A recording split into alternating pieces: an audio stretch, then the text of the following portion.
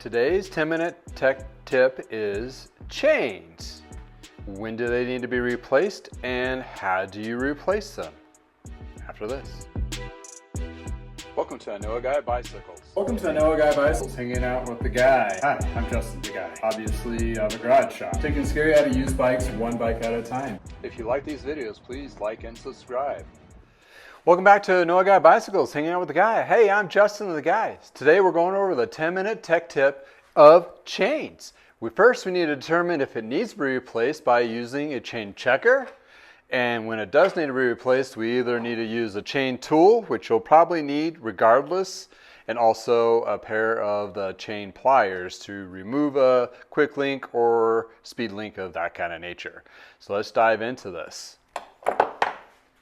First, you want to put the chain into small front and rear. What that does is relieves the tension on the rear derailleur, so it makes it easier to inspect, also to remove.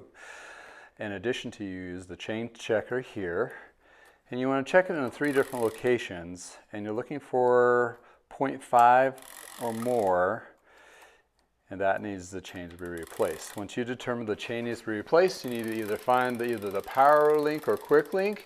If it doesn't have one, you'll just use a chain tool. This one has a quick link. We'll remove it.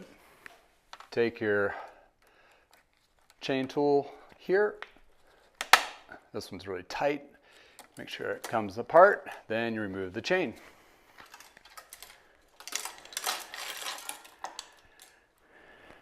Once the chain is uninstalled, you want to lay it out flat and straight. You take your new chain that you're going to be replacing it with.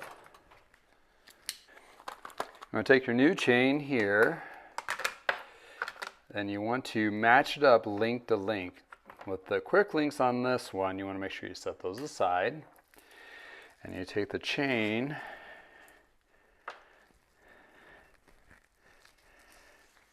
you lay it out link to link starting at one end, and you match it all the way across. So where you may see you have excess here, that's where you'll need to use the chain tool.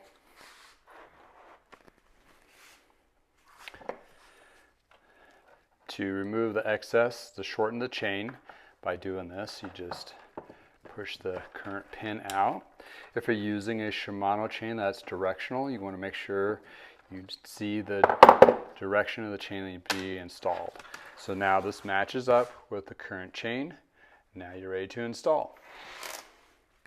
Pardon the interruption, there is more. More you say? Push the more button. Push it. Push it. I dare you to push it. Once you push that button, you get more details about the video you are watching, in addition to all the tools that I use in the shop, as well as suggestion for improving your ride. In addition to help me provide advocacy in the cycling community, also links to other social media accounts as well as my website to find the products I actually sell and other insights in the industry. Other videos linked below. Extend your cycling experience here on YouTube. And now back to your original programming.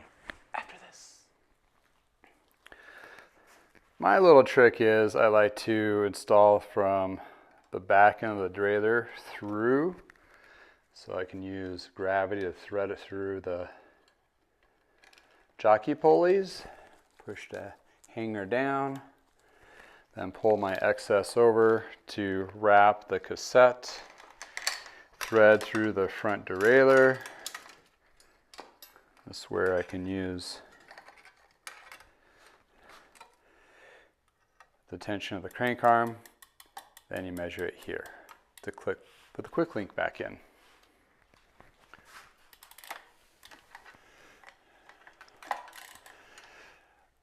Quick link or power links from Sram. It has a directional, that one goes one direction, one is the other. Lightly press them with your fingers to hold them in place. Then you have to have the extra give here to be able to slide it into the first notch, and it pulls back. You'll feel a little kind of slide to it.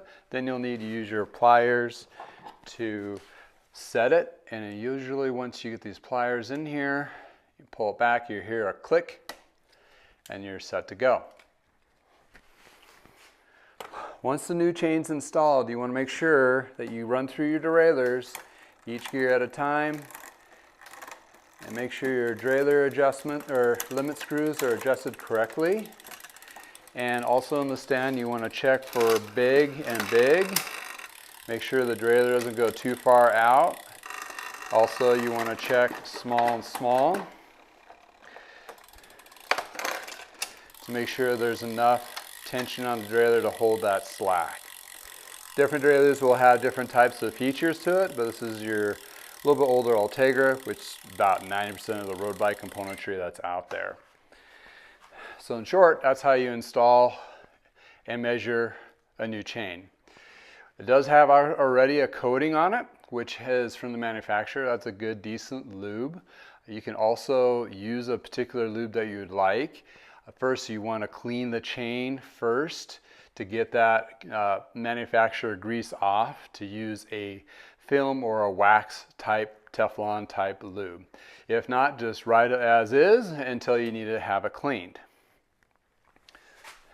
If you do want to have it cleaned, you will need to use a degreaser, also rubbing alcohol, which actually to get that coating off. And once you're ready to lube the chain with the new fresh lube, you want to aim for the middle rollers of the chain here and pedal backwards 3 times. That should cover the chain once with a Teflon lube. Wax lubes are different application or different ways of doing that, but for standard lubes that you do. And you go through 3 times, and then you go through your gears. What that does is moves the lube within to those rollers. Also puts a light coating on your cassette and your front chain rings. Once you've gone through all the gears thoroughly, then you wipe off the excess by just lightly clamping the chain and rolling backwards to remove any excess grease. The reason why you aim for the middle of the rollers, that pushes out the grease from the inside out, so any contaminants will be out of the chain, hopefully, and just give it a good little wipe down to get rid of all that excess. There you go. There's your 10-minute tech tip, and you're ready to go for your ride. Until next time, from the garage.